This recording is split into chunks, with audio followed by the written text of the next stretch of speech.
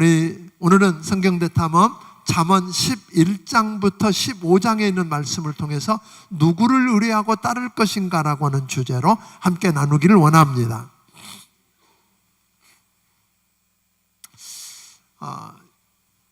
솔직히 이제 이렇게 제가 잠언을 공부하면서 이걸 나누려고 하는데 굉장히 어려움이 있어요. 스토리가 아니고 한 절 하나하나마다 의미가 있어서요, 그걸 어떻게 나누어야 될지 나도 모르겠어요.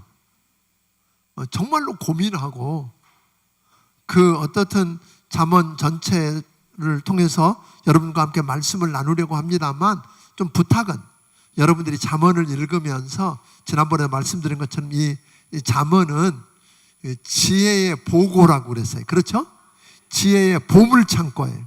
그 보물창고 안에서 지혜를 낚아내는 그런 축복을 이 잠언을 공부하는 동안에 경험하게 되기를 주의 이름으로 축원합니다.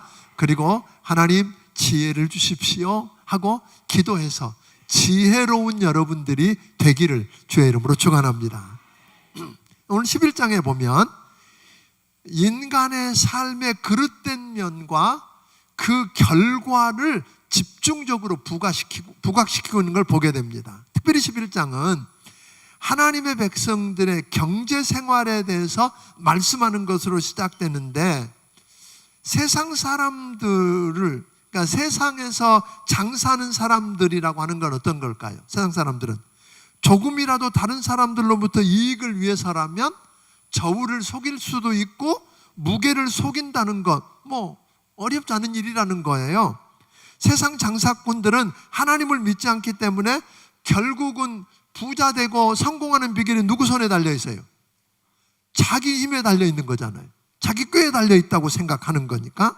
그러다 보니까 저들은 남을 속이든지 수단 방법 가리지 않는 것이 뭐하다고 생각해? 빠르다, 그렇게 생각해요. 성공하고 부자 되고 하는 게 빠르다고 생각하는 거예요. 그러나 하나님을 믿고 하나님을 신뢰하는 백성들은 어디를 택해야 돼요?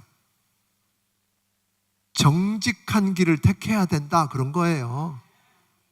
그러면 하나님의 백성들은 하나님이 원하시면 얼마든지 우리를 부자 만들어 주실 수 있다는 믿음 없으면 정직할 수 있어요, 없어요? 없어요. 그러니까 하나님의 백성들에게 오늘 잠언 기자는 뭘 먼저 이야기하느냐면, 믿음의 부자 되는 게 더 빠르다? 그런 거 가르쳐 주는 거예요. 뭐가 되는 게 빠르다고요? 믿음의 부자가 되는 거예요. 왜냐하면 우리가 하나님 앞에서 정직할 때 하나님께서 우리를 모든 재앙으로부터 지켜주실 수 있다는 믿음 없으면 그렇게 못 사는 거죠. 그렇기 때문에 1절은 뭐라고 말합니까? 1절을 같이 한번 읽어보겠습니다. 시작. 속이는 저울은 여호와께서 미워하시나 공평한 수는 그가 기뻐하시느니라. 예, 그러니까 하나님의 백성들은 손해가 되더라도 하나님이 미워하시는 일은 안 한다, 이런 거예요. 여러분 정말 그런 각오가 돼 있으세요? 나 좀 늦어도, 돈 못 벌어도, 손해 가도 하나님 미워하시고 하나님 싫어하는 건 안 한다. 그러면 다 망해요, 그런 겁니까? 그렇게 살면 다 망해요? 여러분, 하나님 미워하고 싫어하시는 건 안 한다. 하나님 기뻐하시는 일을 해서 돈 번다, 이런 각오가 있기를 바랍니다. 그러니까 세상 사람들이 볼 때는 그렇게 하는 거 보면 미련하고 바보 같고 돈 못 벌고 망할 것 같아요. 그런데 하나님이 미워하시고 싫어하시는 일은 절대로 하지 않고 하나님이 기뻐하시는 일을 하며 하나님의 방법대로 나서면, 여러분 기억하세요. 하나님이 책임지십니다. 믿습니까? 하나님이 책임지십니다. 다시 말하면 믿음으로 하는 자를 하나님이 축복하십니다. 그러니까 하나님께서는 하나님의 백성들이 돈으로 부자 되기 이전에 뭐가 되기를 원하신다고요? 믿음의 부자 되기 원하신다. 저는 오늘 여러분들이 믿음의 부자가 되기를 주의 이름으로 축원합니다. 그래서 하나님께서 이런 말 하시면 어떨까요? 내 믿음대로 될지어다. 그러니까 믿음의 부자는 걱정 없는 거죠. 믿음대로 된다라고 말씀하셨으니까, 그러니까 하나님께서는 하나님의 택한 백성들을 세상에서 망하게도 하고 사업에 실패하게도 하시면서 하나님 바라보고 신뢰하는 믿음을 키우게 하신다는 거예요. 그러니까 여러분들이 하나님의 방법대로 하는데 자꾸 안 돼. 그때는 하나님이 지금 뭘 하시는 중이에요? 내 그릇 키우시는 중이에요. 믿음의 그릇을 키우시는 중이에요. 믿습니까? 부어주면 다 쏟아버릴 그릇이 아니라 부어주실 때 넉넉하게 담을 수 있는 믿음의 그릇을 키워주신다. 예, 그런 그 자세가 여러분에게 있게 되기를 바랍니다. 그러니까 하나님의 관심은 여러분이 한탕 해가지고 한 번 부자 되는데 관심 없으세요. 그러니까 한 번 해서 부자 되는 것으로 끝나지 않으려고 그러면 자기가 가진 부나 지위에 도취돼 가지고 다른 사람들을 무시하는 자도 아니고 교만하지도 말고 겸손하면 내가 잘나고 똑똑해서가 아니라 하나님이 은혜 주셨다, 하나님이 하셨다고 자기를 낮추면 하나님이 지혜를 주셔서 모든 걸 얻게 하신다. 이게 오늘 잠언의 이야기예요. 아멘. 그 이야기 어디 있냐고요? 잠언 전체 읽어보면 나와요. 오늘 1절 2절에는 다 안 나와도 이게 그 배경에 깔려있는 이야기를 제가 좀 했어요. 3절을 보면 구원을 얻는 자와 멸망을 당하는 자가 누군지 먼저 말해줍니다. 정직한 자의 성실은 그의 미래를 탄탄한 대로로 인도하지만 잔꾀와 속임수로 점철된 사특한 자의 삶은 스스로 패망의 길을 자초한다 하고 이야기합니다. 그것이 심한 역경이든 재난이든 죽음이든 간에 진노의 날에 우리를 구원하는 능력은 인간이 지니고 있는 재화에 있지 않고, 즉 재물에 있지 않고 오직 의로운 삶만이 우리를 구원하신다. 그러니까 여러분, 재물 많이 갖고 있으면 재물이 우리 인생을 지켜줄까요? 아닙니다. 그거 아닌 거 여러분 더 잘 아시잖아요. 그러니까 우리 인간이 만나는 모든 불행은 자신의 삶을 지배하거나 통제할 수 없음을 보여주는 증표다. 그러니까 여러분이 정말 감당할 수 없는 문제를 만나면 항복하는 거예요. 아, 이 모든 문제는 내가 통제할 수 없다. 아멘? 우리 인간의 생사복을 주장하시는 분은 누구다? 하나님이시다. 이런 여러분들이 그것을 깨닫게 되기를 주의 이름으로 축원합니다. 그래서 의인은 환난에서 지식으로 말미암아 구원을 얻고 사특한 자는 입으로 그 이웃을 망하게 한다. 그러니까 우리가 의인과 사특한 자의 모습이에요. 그러니까 결국은 악인은 자기의 말 때문에, 자기가 범한 악 때문에 스스로 멸망하고 말더라 하는 겁니다. 우직하게 의를 행하는 자는 의인은 구원을 받지만 악인들은 자신들의 잔꾀와 술수로 위험을 모면한다고 생각하지만 오히려 의인이 모면한 재난을 악인의 차지가 된다. 그러세요. 그러니까 이런 거예요. 악인들은 막 잔꾀 부려서 이게 안전하고 이게 돈 벌고 이게 편안한 길이라고 쫓아가고 의인은 저렇게 가면 망한다, 죽는다. 그런데 의인이 죽을 자리를 누가 와서 대신하더라? 악인이 대신하더라. 누가 하시는 일이에요? 정말 믿으십니까?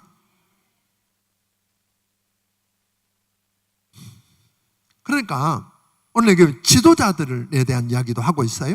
지도자들이 지혜롭고 의로우면 도시 또는 나라가 번영하고 영광을 얻게 되지만 지도자들이 우매하고 악하면 그들의 구상 때문에 도시나 나라가 망한다.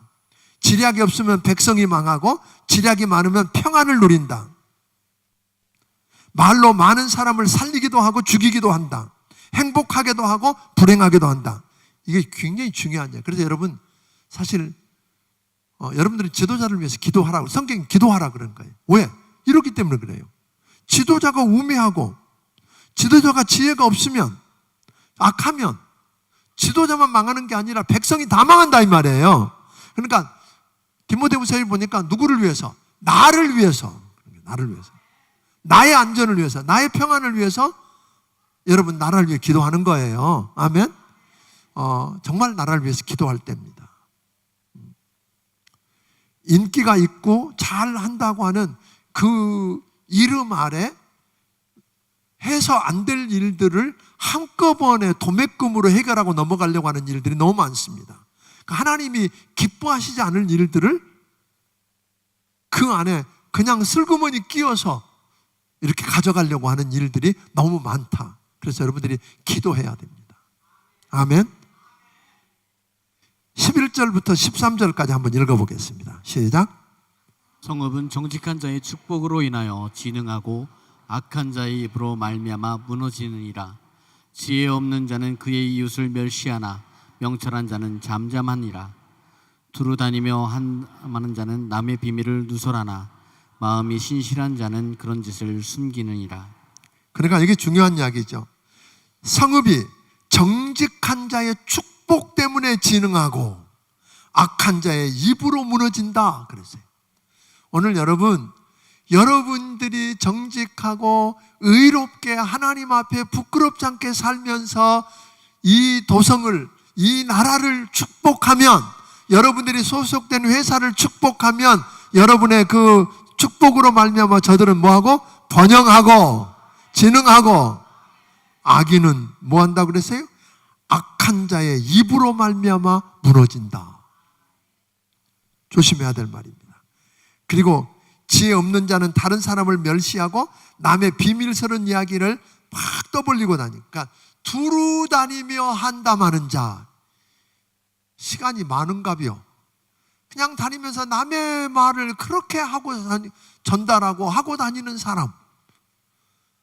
여기 보니까 두루 다니며 한담하는 자는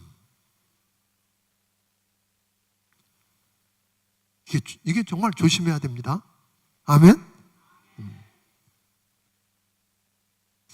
저는 말로 사람을 행복하게도 할 수 있고 하나님의 축복을 누리게도 할 수 있다고 그랬으니까 오늘 여러분 지혜로운 자는 어떻게 한다니? 남의 말을 막 그렇게 떠벌리고 다니는 게 아니라 오히려 지혜로운 자는 잠잠하고 그들의 약점들을 모아두고 숨겨주고. 우리 교회 안에 이런 일들이 많아지기를 주의 이름으로 축원합니다. 누구한테 말을 들으면 거기다 보태갖고 더 큰 말이 전달되고, 그래서 저 끝에 가서는 전혀 아닌 말이 때문에 상처를 받고, 그래서 내가 했니 안 했니, 네가 했니 어쨌니, 그래서 이런 이 아픔들을 안 겪었으면 좋겠어요. 나한테 오면 그 말을 내가 꿀꺽 삼켜가지고 뭐예요? 숨겨줬기 때문에 그 다음에 전달할 때는 아무 일도 없는 것처럼, 그리고 그 문제를 끌어안고 기도 제목이라고 생각하고 사는 것, 이게 귀한 줄로 믿으시기를 주의 이름으로 축원합니다. 의인의 길과 악인의 길은 대조하면서 의를 뿌리는 자는 오늘 의를 뿌리는 자는 상은 확실하지만 악인의 싹은 허무, 즉 종말은 멸망이라고 이야기합니다. 의인이라도 이 세상에서 보응을 받는다면 악인은 어찌 되겠는가, 그렇게 이야기하거든요. 특별히 베드로전서 4장 17절 18절에 있는 말씀을 우리가 한번 생각해 볼 필요가 있는 말씀이에요. 베드로전서 4장 17절 18절을 읽어봅니다. 시작. 하나님의 집에서 심판을 시작할 때가 되었나니 만일 우리에게 먼저 하면 하나님의 복음을 순종하지 아니하는 자의 그 마지막은 어떠하며, 또 의인이 겨우 구원을 받으면 경건하지 아니한 자와 죄인은 어디에 서리요. 여러분, 기가 막히잖아요. 의인이 어려움을 겪는다면 악인의 종말은 어떻겠는가 하는 거죠. 오늘 여러분, 정말 마지막 날에 악인의 설 자리가 있겠느냐는 겁니다. 하나님을 의지하고 뿌려 구제할 것인지 재물을 의지할 것인지 24호절은 요구합니다. 그러면서 이렇게 이야기합니다. 과도히 아껴도 가난하게 되고, 아끼면 부자 될 줄 알았는데 과도하게 아껴도 뭐하게 되고? 가난하게 되고, 흩어 구제하여도 더 부하게 되는 일이 있다. 그건 사실입니다. 과도하게 아껴도 뭐하게 되고? 가난하게 되고, 흩어 구제해도 더 부하게 되고. 아멘? 좀 더 나가서 뭐라고 하세요? 구제를 좋아하는 자는 풍족하여질 것이요, 남을 윤택하게 하는 자는 윤택하여진다. 예. 여러분 곁에 있는 게 주변에 여러분 곁에 있는 게 그들에게 축복이었으면 좋겠어요. 여러분하고 함께 친구고 여러분 곁에 살고 여러분을 잘 아는 이웃이라는 게 그 사람에게 축복이면 좋겠어요. 근데 어떤 사람의 이웃이기 때문에 어려움 당하는 사람도 있어.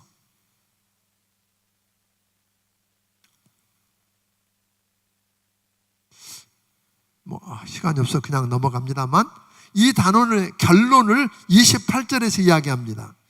자기 재물을 의지하는 자는 패망하려니와 의인은 푸른 잎사귀 같이 번성하리라. 그러니까 지혜의 자는 누구냐면 재물이 아니라 그 재물을 주신 하나님을 의지하고, 그러니까 그런 거죠. 결국은 하나님이 물질을 주셨어요. 재물을 막 부어주시니까 그 다음에는 그 주신 하나님 안 보이고 뭐만 보여요? 돈만 보여. 그래서 그걸 의지하고 살면 그건 지혜자가 아니다 그런 거예요. 그것을 주신 하나님을 의지하고 그걸 왜 주셨는지를 늘 생각하고 살면 그 사람이 뭐다? 복이 있다. 그렇게 이야기하는 거죠. 믿습니까? 그 사람이 복 있는 사람입니다. 또 하나 이 잠언서에서는 우리에게 그런 이야기를 합니다.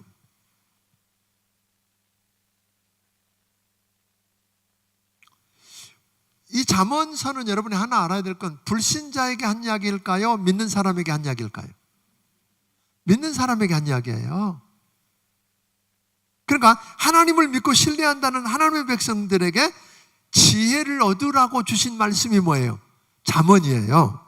그렇게 살면, 어리석게 살면 망한다. 하나님의 백성이 이 험한 세상 속에서 하나님 앞과 사람들 앞에서 부끄럽지 않고 승리하는 삶을 살고 싶으냐? 그럼 뭘 얻어라? 지혜를 얻어라. 이 잠언이 지혜의 보고다. 그 속에서 지혜를 파내라 하는 이야기거든요. 그러면서 하시는 이야기가 유덕한 여인은 존영을 받고 근면한 남자는 재물을 얻는다. 아름다운 여인이 삼가지 않는 것은 마치 돼지 코에 금고리 같다. 그러므로 하나님의 백성인 우리도 지혜를 얻어서 지혜롭게 지혜로운 자의 길을 걸어가기를 주의 이름으로 축원합니다. 유덕한 여인, 그 길을 걸어갔으면 좋겠습니다. 자, 12장. 그 설명을 다 못하겠네. 12장은 보니까 1장에서 9장에는 지난번에 그랬어요. 원리적인 지혜예요. 지혜의 원리에 대해서 이야기했고 주관적인 지혜를 이야기했다면 10장부터는, 특별히 11장부터는 뭐예요? 실용적인 지혜를 통해서 잠언의 주제인 하나님을 경외할 것을 강조하는 거예요. 이 지혜를, 그래서 지혜를 얻어서 결국은 뭐 하라 그러는 거예요? 하나님을 누군지 알고 그 하나님을 뭐 하라? 경외하라. 그게 지혜다. 이렇게 이야기하거든요. 그러니까 오늘 이 실용적인 지혜는 인간의 삶의 경험을 통해서 얻어지는 지혜를 통해서 하나님께 접근하는 그런 방식을 택했는데 12장에는 의로운 사람의 길에는 생명이 있지만 미련한 사람의 길에는 죽음이 있다고 말하고 여호와께 은총을 받은 자와 여호와께 미움을 받는 자, 즉 정죄를 받는 자로 갈라진다고 이야기하고 있습니다. 훈계와 징계를 싫어하는 자는 짐승과 같다고 했는데 이는 훈계를 좋아하는 자는 지식이 더해지고 성숙해지지만 징계를 싫어하는 자는 신앙이 자라지 않고 영적인 성숙이 없기 때문에 결국 뭐 같다? 제대로 안 된 사람을 뭐 같다 그래요? 짐승 그러잖아요. 여긴 짐승 없잖아요. 그죠? 우리 가끔 그러죠. 저 짐승.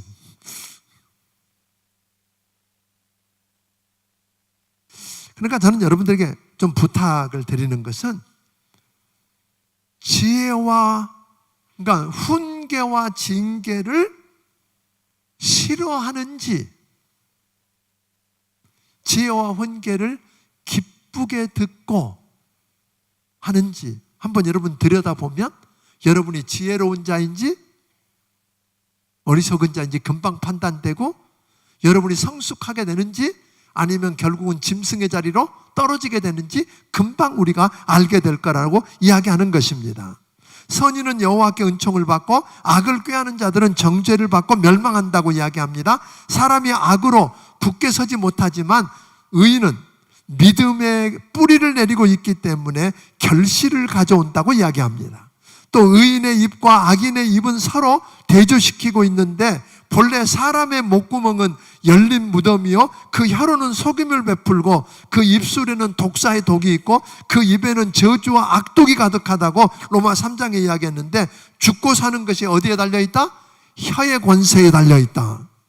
그렇게 이야기하면서 거짓 입술은 여호와께 미움을 받아도 진실이 행하는 자는 하나님의 기뻐하심을 받는다. 그래서 칼로 찌름같이 함부로 말하는 자가 있거니와 지혜로운 자의 혀는 양약과 같다. 어떠세요? 나는 내가 말하면 사람이 용기를 얻고 마음이 좀 힘을 얻고 일어서게 되게 됩니까? 아니면 내 말 듣고 나면 낙담하고 무너집니까? 나는 무너지게 하는 자인지 세우는 자인지 늘 생각했으면 좋겠어요. 진실한 입술은 영원히 보호하거니와 거짓 혀는 눈 깜짝할 동안만 있을 뿐이다. 결국 망한다는 거예요. 그러니까 언어는 하나님께서 사람에게만 주신 선물이지만 우리 입이 의인의 입이냐 악인의 입이냐에 따라 사람을 살리기도 하고 뭐하기도 한다? 죽이기도 한다 하고 이야기합니다. 부지런한 자의 손은 사람을 다스리게 되어도 게으른 자는 불임을 받는다. 게으른 자는 그 잡은 것을 사냥하지 아니하나니 사람의 부귀는 부지런한 자의 것이다. 그러니까 이 말을 듣고 나면 이렇게 한번 물어봐야 돼요. 내가 지금 가난하고 우리 목장이 빈곤한 이유가 혹 게으름 때문은 아닌지 지혜가 없는 건 아닌지 게으르지 않는데 아니다. 그럼 뭐가 없어요? 지혜가. 그래서 하나님께 꾸짖지 않고 후히 주시는 하나님께 지혜를 구하는 여러분들이 되기를 주의 이름으로 축원합니다. 또 남자들에게 배우자를 택할 때 어떻게 하라 그러세요? 겉모습만 보고 택하지 말라 그랬어요. 어진 여인은 즉 지혜로운 여인은 지아비의 면류관이나 욕을 끼치는 여인은 지아비로 뼈가 썩게 하느니라. 우리 아직 결혼하는 총각들 다 청년 예배 같이 여러분 자녀들 생각해서 혹 여기도 있으면 제발 이쁜 거 혹 빠져갖고 가려고 그러지 말고 이쁘냐 안 이쁘냐 뭐 몸매가 어떠냐 에이 그 사람 집이 부자냐 안 가 그까짓 게 중요한 게 아니라 이 말이에요. 그 여자가 어떤 여자냐? 지혜로운 여자냐 이 말이에요. 아멘. 지혜로운 여자는 지아비의 면류관이요. 그렇지 않은 여인은 뭐예요? 남편에게 뭐예요? 뼈로 썩게 한다. 뼈가 썩는 남자 계십니까?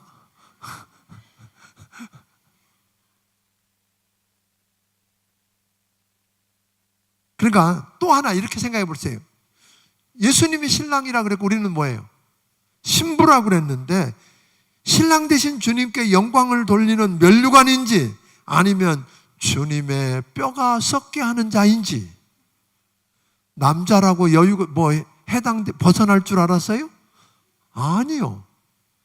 신랑 되신 주님의 뼈가 썩게 하는 자인지 그분의 면류관이요 축복인지 생각해보는 여러분이 되기를 주의 이름으로 축원합니다. 13장도 보면 여호와 하나님을 경외하는 지혜로운 자가 될 것을 강조하고 있습니다. 13장은 지혜자의 가르침은 생명의 샘이나 말씀을 두려워하는 자와 말씀을 멸시하는 자에게 어떤 일이 일어나는지를 보여주고 있습니다. 다시 말하면 악인과 의인, 지혜로운 자와 미련한 자, 말씀을 멸시하는 자와 계명을 두려워하는 자를 대조하면서 훈계하고 있다고 하는 겁니다.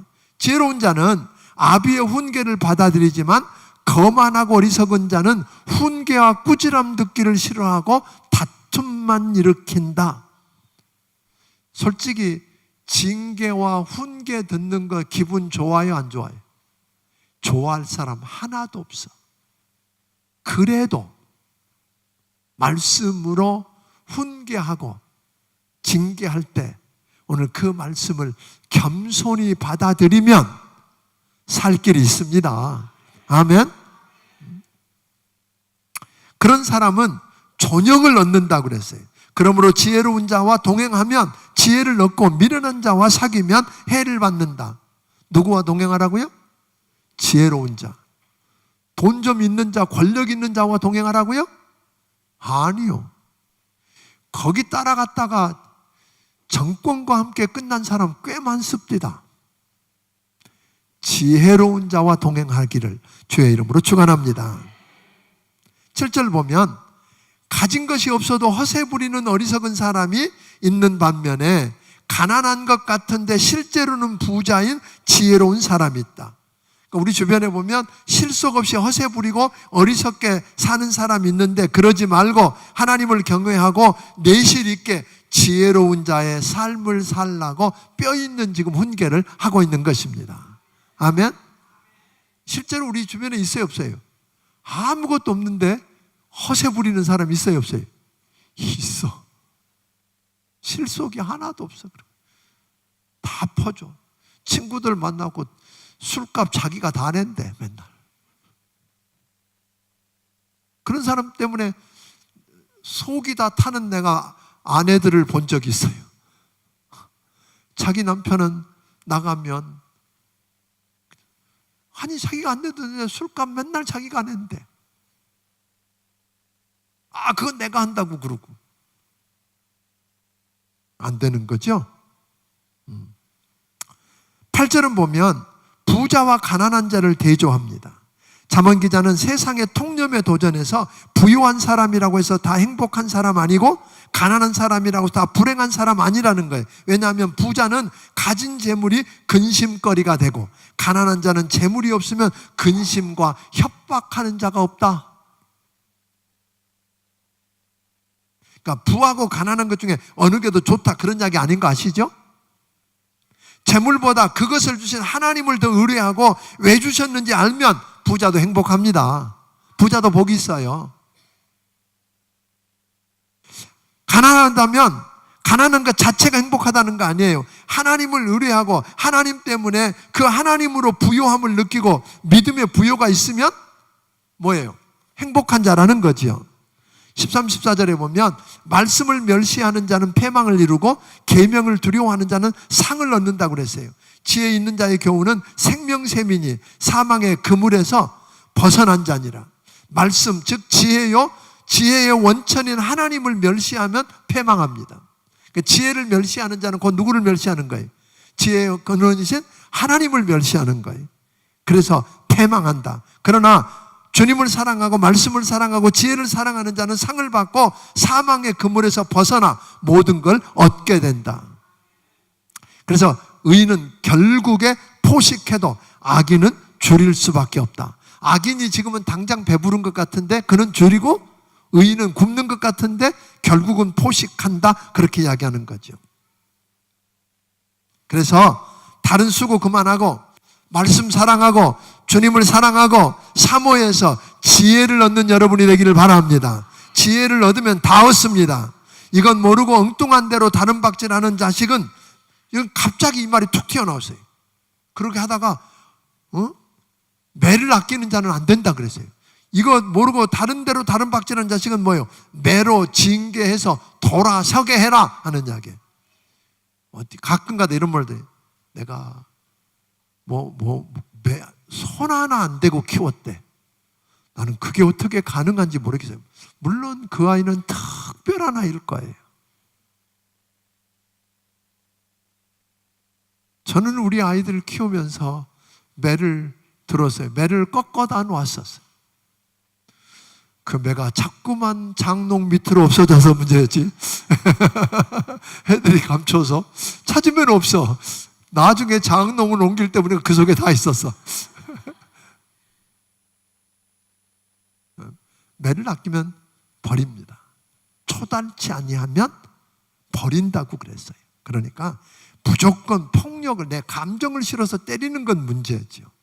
내 감정이 거기에 실어져서 때리면, 때리다 보면 왜 때리는 건 없어져. 그 다음에 애가 하는 거 보면 더 화가 나고 더 기분 나빠 더 때려. 그리고 애를 잡아. 그런 사람들도 가끔 있어. 그거는 절대로 안 되지만, 여러분, 내가 애 때리라는 사람으로 갔는데 이상한데, 하여튼 그래요. 14장. 지혜로운 자는 집을 세우지만 어리석은 자는 오히려 집을 무너뜨린다는 말로 시작합니다. 잠언 기자는 집을 일으키고 부수는 비유를 통해서 마치 집안이 일어나듯이 하나님 여호와를 경외하고 지혜로운 사람은 모든 일이 잘 될 것이고, 여호와 하나님을 경멸하는 어리석은 사람은 수단 방법 안 거리고 열심히 해도 그가 하는 모든 일이 다 무너져 버릴 거다 하고 이야기하고 있는 거예요. 집을 세우는 지혜로운 사람은 바른 길을 걸으며 여호와를 경외하지만, 집을 무너뜨리는 그릇된 길을 걷는 어리석은 사람은 여호와를 경멸하고 지혜를 경멸하는 사람이더라 하는 거죠. 그러니까 하나님을 경멸하는 어리석은 자는 허세를 부리고 말이 교만해서 매를 자청하지만, 지혜로운 자는 말을 많이 하지 않아도 절제하고 사려 깊게 남을 배려하기 때문에 낭패를 보지 않고 자신을 지켜주는 것을 경험한다 하고 이야기합니다. 4절은 아주 재미있는 이야기예요. 4절 읽어보고 가야 돼. 4절 같이 읽습니다. 시작. 소가 없으면 구유는 깨끗하려니와 소의 힘으로 얻은 것이 많으니라. 소가 없으면 외양간 깨끗해. 청소할 이유가 있어요, 없어요? 청소 안 해도 돼. 그래서 더럽고, 그러니까 소 없애야 돼요, 소 키워야 돼요?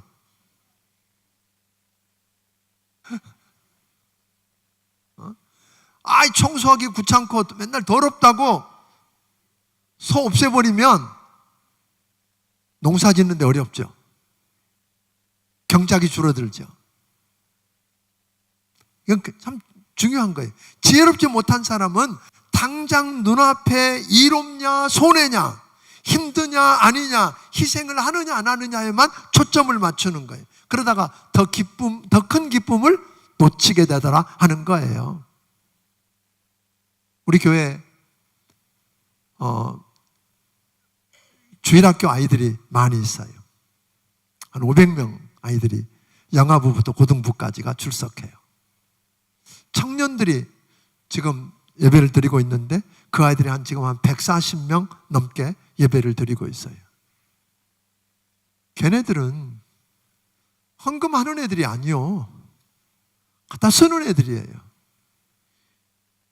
더럽히고 어지럽히고 망가뜨리고 부수고 뛰어다니고, 그러니까 걔네들 없으면 어때요? 소 없으면 뭐가 깨끗해요? 구유가. 고칠 일도 없어, 애들 없으면. 청소할 일도 없을지 모르겠어요. 근데 그들이 없으면 우리 미래가 없습니다. 아멘? 그들 없으면 우리 미래 없습니다.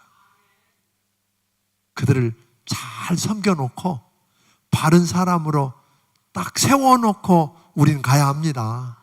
그래야 지금보다 30년 후가 더 좋은 교회 될 것입니다. 아멘? 예.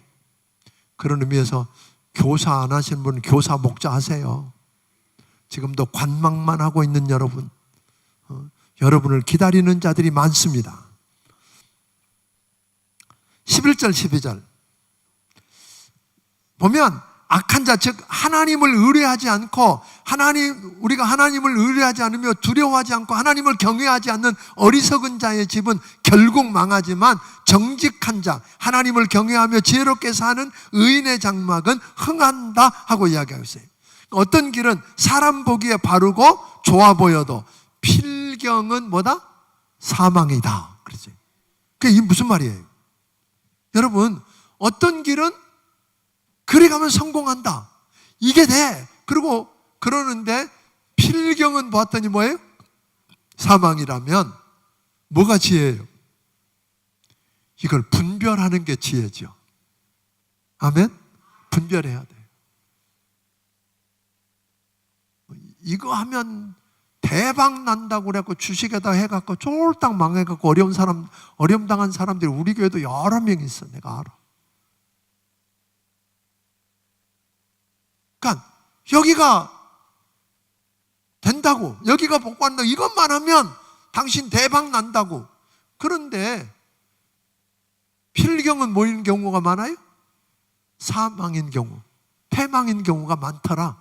그러니까 지혜를 달라고 기도해야 되고, 오늘 지혜의 근본이신 하나님께 물어봐야 되고, 아멘?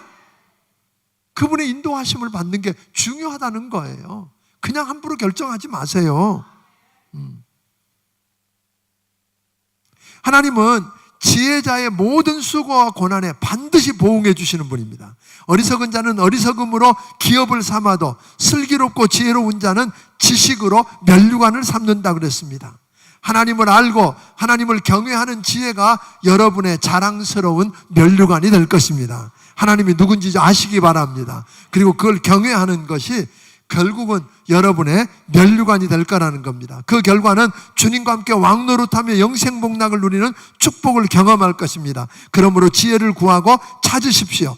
하나님을 좀 더 배워 알고 그 아는 하나님을 여러분 경외하고 예배하기를 주의 이름으로 축원합니다.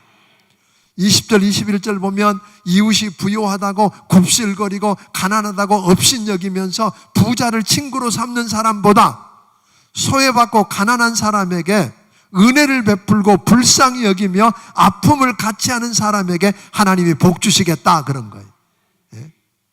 돈 좀 있고 힘 좀 있는 사람한테 붙어갖고 알랑거리고 그 편에 서가지고 하는 것보다 소외받고 가난하고 그런 사람들을 불쌍히 여길 줄 알기 바랍니다. 없다고 함부로 무시하지 마세요. 힘 없다고 무시하지 마세요. 몸이 불편하다고 무시하지 마세요. 여러분, 그도 하나님이 지으신 자입니다. 하나님의 작품입니다. 잘못하면 여러분 하나님을 대적하는 겁니다. 그들을 무시하고 그들을 멸시하는 게 하나님을 무시하고 하나님을 멸시하는 것으로 비칠까 두렵습니다. 그래서 우리가 가난한 사람일수록 더 불쌍히 여길 줄 아는 여러분이 되기를 주의 이름으로 축원합니다. 오늘 성경은 이렇게 말합니다. 지혜자가 어떤 사람인가? 오늘 이야기하면서 갚을 수 없는 가난한 자들에게 베풀면 그리고 도와주면 하나님이 뭐라고 그러세요? 내가 꾸었다, 내가 갚겠다 그러신 거 아세요? 누구한테 꾸어준 거라고요? 세상에 돈 꾸어주고 못 받을 수 있어요. 근데 아예 못 받을지도 모른다 하고 가난한 사람에게 꾸어준 건 누가 갚으신다고요? 하나님이 내가 꾸어서 내가 갚을게, 내가 책임질게. 그러니까 가난한 사람들을 불쌍히 여기고 그들을 긍휼히 여기고 그들을 도울 줄 아는 여러분이 되기를 주의 이름으로 축원합니다. 그 다음에는 진실한 증인과 거짓 증인을 대조합니다. 진실한 증인은 사람의 생명을 구원하여도 거짓말을 뱉는 사람은 사람을 속이고 죽이는 일을 합니다. 그러니까 증인은 누구 앞에서 하는 거예요? 하나님 앞에서 하는 겁니다. 법에 가서 증인 선사하는 거 다 소용없는 이야기고 누가 보고 계세요? 하나님이 보고 계시고 하나님이 갚는다는 사실을 기억하고 힘없고 돈 없어도 그 사람이 옳다면 그 편에 서서 증언할 수 있었으면 좋겠습니다. 지혜자란 하나님 여호와를 경외하는 사람인데 하나님께서 그런 자에게는 든든한 피난처가 되어주시고 그들의 자녀 역시 피난처에서 안전한 삶을 살게 해주시겠다 그랬어요. 저는 이 말이 얼마나 좋은지 몰랐어요. 이거 하다가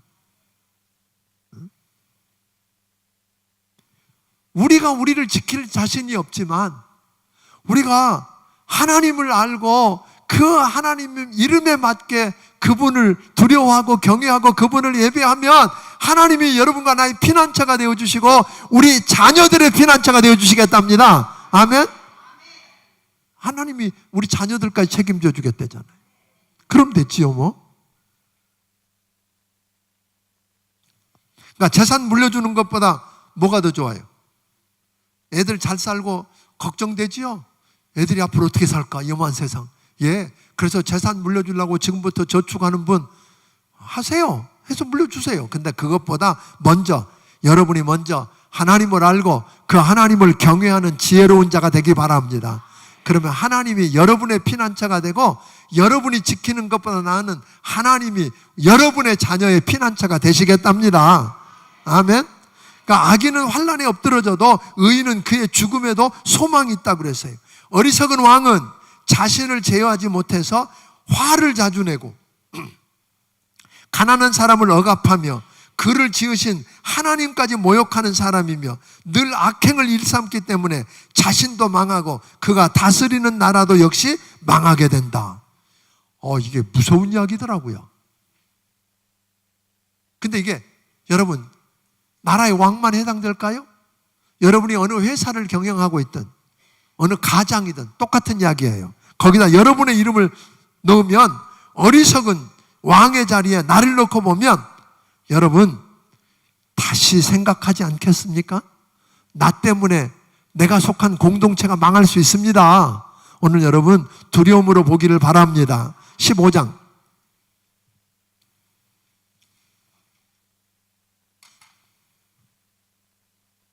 여호와 하나님을 경외하는 지혜자는 악인과 선인을 감찰하시는 하나님으로 알고 믿기 때문에 말하는 것도 다르고 가는 길도 다르다 그렇게 이야기했어요.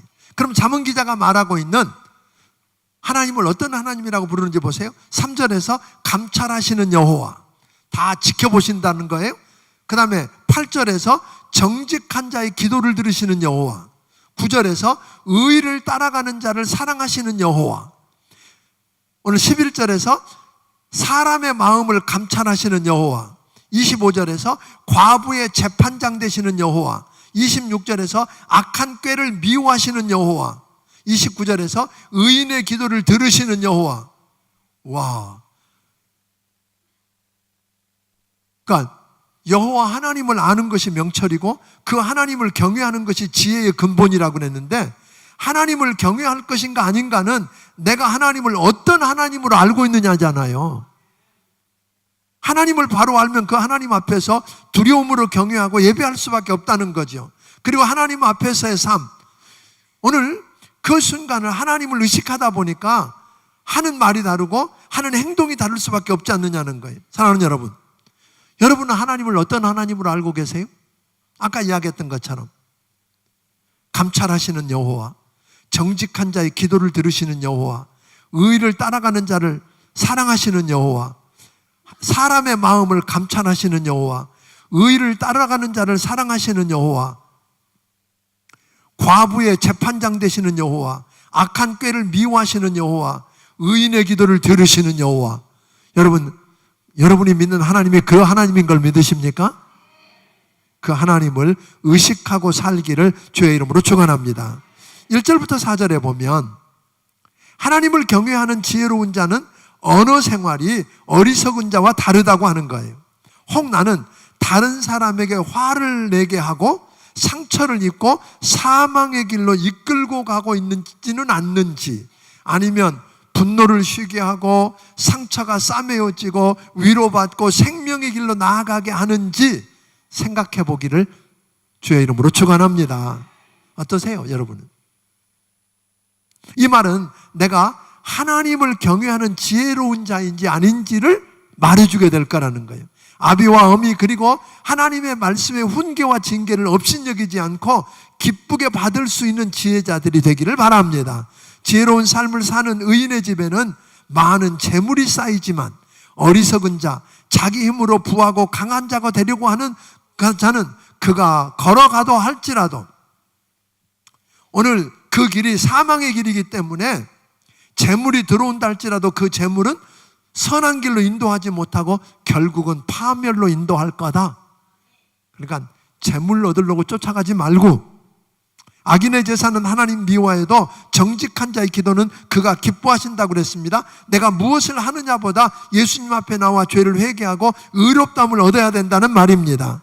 하나님이 기뻐하시고 사랑하는 자가 되면 하나님이 기뻐하시고 일하시기 때문에 하나님이 나를 사랑하신다, 하나님이 나를 용서하셨다, 하나님이 나를 통해 그의 일을 이루기를 원하신다, 그렇게 마음이 즐거울 수밖에 없지요. 마음이 오늘 즐거우면 모든 날이 잔칫날이다 그랬어요.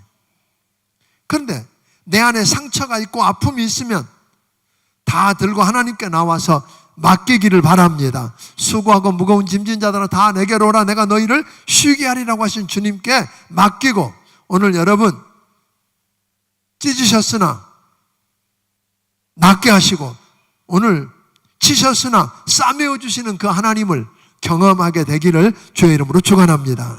근심은 심령을 상하게 한다고 그랬습니다. 13절부터 17절까지인데요. 나 못 읽겠어요. 시간이 없어서. 18절, 분을 쉽게 내지 마십시오. 노하기를 더디하리라는 말입니다. 다툼과 시비를, 그러면 다툼과 시비가 그칠 것입니다. 의논이 없으면 경영이 무너지고 지략이 많으면 경영이 성립한다고 그랬는데, 할 수만 있으면 함께 의논하는 걸 즐겨하십시오. 함께 의논하는 거로 끝나지 말고 하나님과 의논하십시오. 하나님께 묻고 하나님의 인도를 구하는 여러분이 되기를 바랍니다.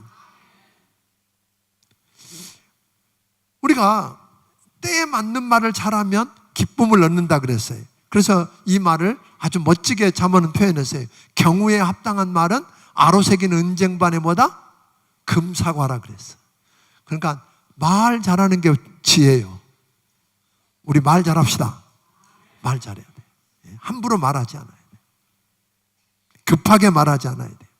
마지막 25절부터 33절에는 오늘 10장부터 15장까지 소위 그 마무리하면서 실용적인 지혜를 재차 강조하고 있습니다.